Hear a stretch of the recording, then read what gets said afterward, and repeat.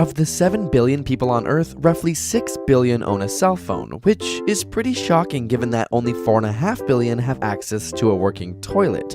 So how are these popular gadgets changing your body and brain? If you're looking down at your phone right now, your spine angle is equivalent to that of an 8-year-old child sitting on your neck, which is fairly significant considering people spend an average of 4.7 hours a day looking at their phone. This, combined with the length of time spent in front of computers, has led to an increase in the prevalence of myopia or nearsightedness in North America. In the 1970s, about 1/4 of the population had myopia, where today nearly half do, and in some parts of Asia, 80 to 90% of the population is now nearsighted. And it can be hard to put your phone down. Take for example the game Candy Crush. As you play the game, you achieve small goals, causing your brain to be rewarded with little bursts of dopamine, and eventually you're rewarded in the game with new content. This novelty also gives little bursts of dopamine and together create what is known as a compulsion loop, which just happens to be the same loop responsible for the behaviors associated with nicotine or cocaine.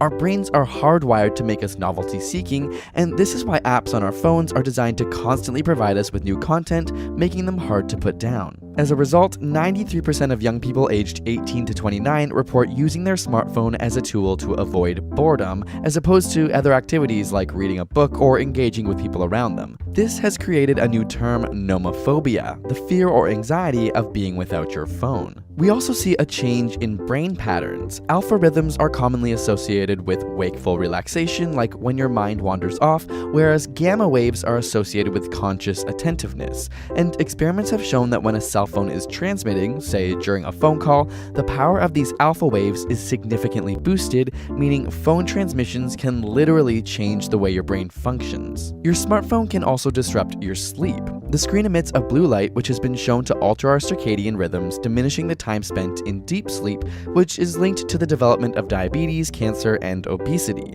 Studies have shown that people who read on their smartphone at night have a harder time falling asleep and produce less melatonin, a hormone responsible for the regulation of sleep-wake cycles.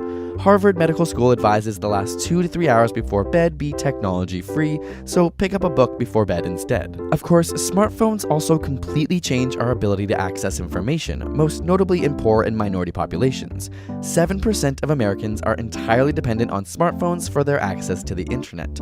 A 2014 study found that the majority of smartphone owners use their phone for online banking, to look up medical information, and searching for jobs. So while phones are in no way exclusively bad and have been part of a positive change in the world, there's no denying that they are changing us. But many successful people have now decided to take smartphone vacations in order to increase productivity. In our new ASAP Thought video, we break down the top 6 reasons you should take a smartphone vacation and how it could benefit your life right now.